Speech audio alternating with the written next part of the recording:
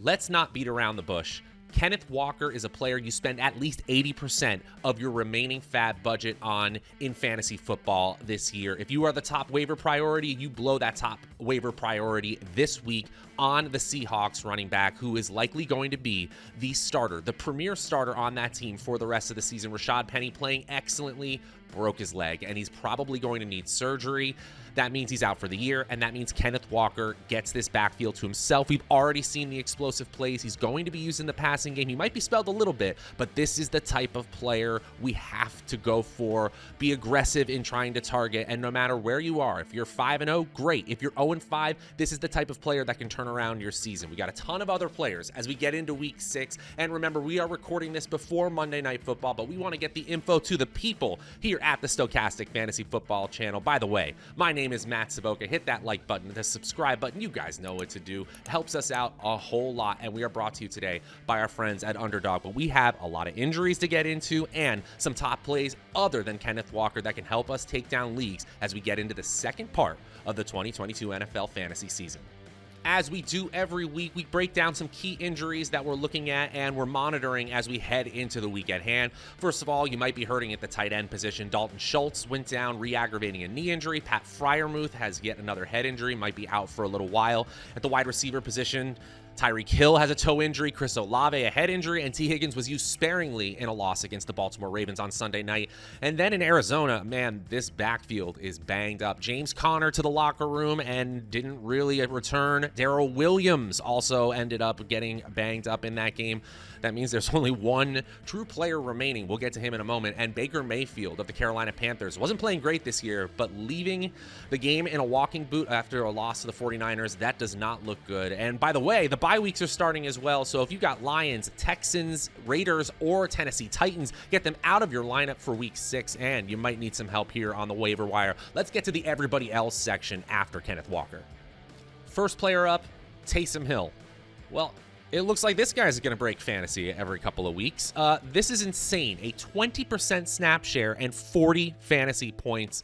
Such unique usage. A tight end who looks like the primary goal line running back on his own team. The only tight end who gets weekly passing opportunities. It's kind of awesome, unless, of course, you're playing against Taysom Hill.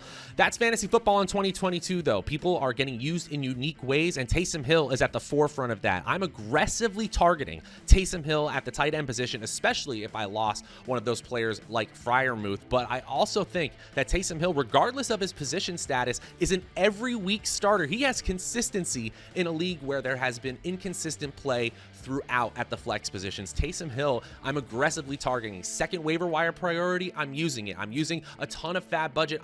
If I don't need Kenneth Walker, which, by the way, I still am using a large percentage on Walker, but Hill is such a unique player that you need to aggressively target this year. Honestly, not far behind Hill, it's Eno Benjamin of the Arizona Cardinals. Now, the Cardinals, this team has struggled this year, to say the least, and they have troubles beyond the running game. Kyler Murray doesn't look like himself. At least they played the Philadelphia Eagles much tougher than I expected. Still, they come out of that game with a devastating loss and some injuries at the running back position. Enter Eno Benjamin, who is still just rostered in 16% of leagues. And I realize that 12 opportunities doesn't sound exciting, but at a running back 2 position this year that has been an absolute desolate landscape, Eno Benjamin's 12 opportunities and 12.8 fantasy points in half PPR leagues like he got last week, that's going to get it done. Most people are scraping for 12 fantasy points, and while we don't know the full extent of the injuries for Darrell Williams or James Conner, Eno Benjamin has the talent and clearly the usage opportunity that we can see for a running back too that we are rarely getting at this point in the year, and he's a decent third waiver wire priority option for me. After Eno Benjamin, there's a trio of running backs who are barely rostered in any leagues that, honestly, you could put them in any order you want. It's Tevin Coleman of the San Francisco 49ers, who had a huge game on just a 28% snap share. Joshua Kelly, who is still the second running back behind Austin Eckler in Los Angeles, but also had 82 yards and a score, which we can't expect every week. And then Deion Jackson in that ugly Thursday night football game, obviously playing behind Jonathan Taylor. He looked like the most talented back in that backfield. besides Taylor, of course. These players I'm not spending huge fat budget on. I'm not spending a top waiver wire priority on. I'm taking those players I've already talked about ahead of them. But Tevin Coleman, I mean, he's literally rostered in less than 1% of leagues right now. And even though Jeff Wilson Jr. had a huge game on 18 opportunities, Tevin Coleman tied Deebo Samuel in total opportunities against the Carolina Panthers. Obviously, it was a positive game script. They were happy to run the ball in San Francisco, and Deebo might be used more consistently. But 11 opportunities, again, in a running back 2 landscape that has been so tough this year. You're not going to expect 21 fantasy points on 2 touchdowns like he had last week, but you are going to expect 10 to 13 opportunities on a San Francisco offense that is excellent at running the ball. That's good enough. Tevin Coleman is the best for me, followed by Kelly and Jackson, who obviously will take a huge backseat once Taylor gets back on the field. Kelly might actually get more usage in Los Angeles going forward, even if Eckler stays healthy here. Eckler had a huge game through the air and on the ground, but Kelly himself, 82 total yards, and if he gets a touchdown out of that, that's good enough for me. A 38% snap share is nothing to scoff at in a Justin Herbert offense.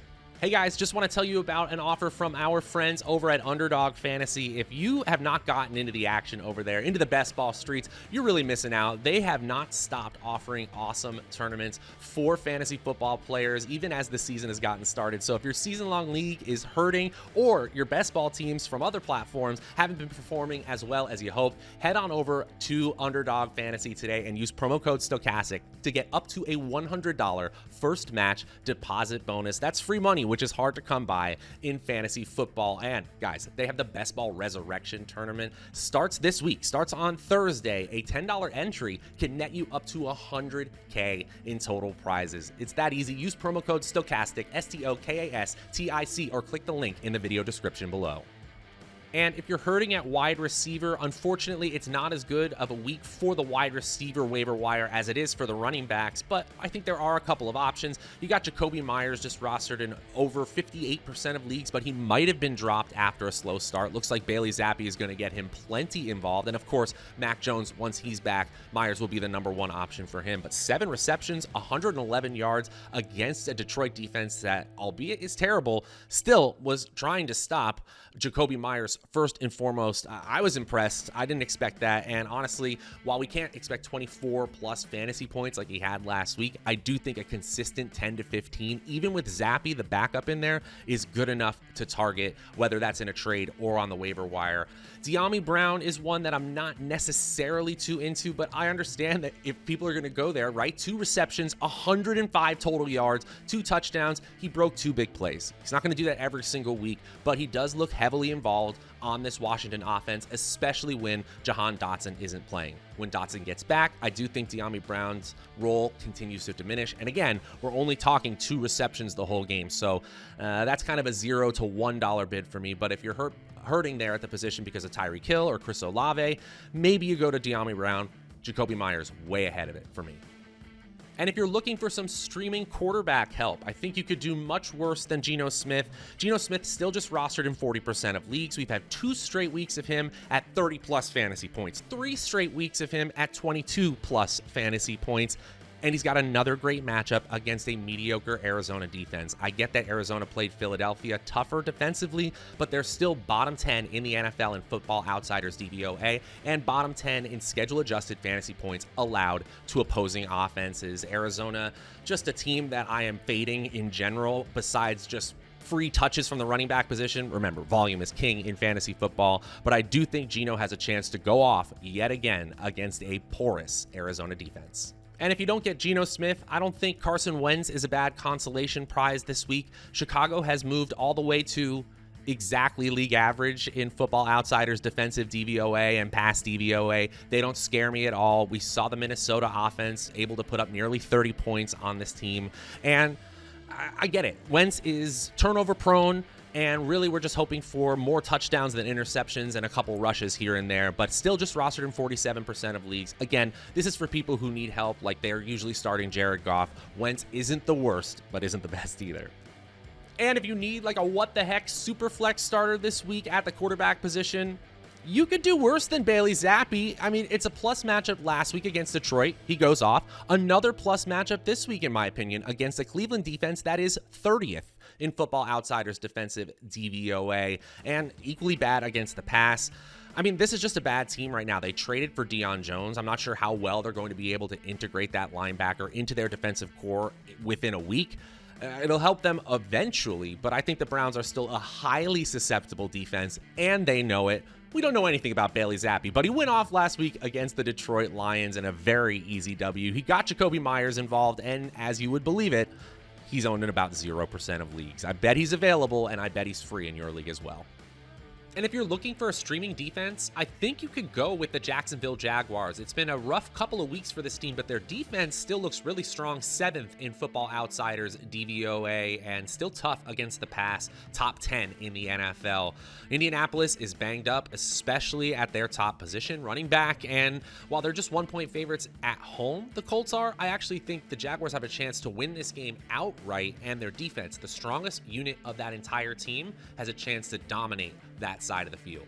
I think the Vikings are also in a decent spot against a banged-up Miami team. They might have to start Skylar Thompson at quarterback with Teddy Bridgewater still in the concussion protocol. Although it did seem like Bridgewater was close to returning. He'll still have to pass all the tests to get in there. We still have no report about the update on Tua Tagovailoa as well. And Tyreek Hill is now dealing with an injury. The Vikings facing the Dolphins on the road are 3-point favorites. I think they are a solid defense to target after the Patriots.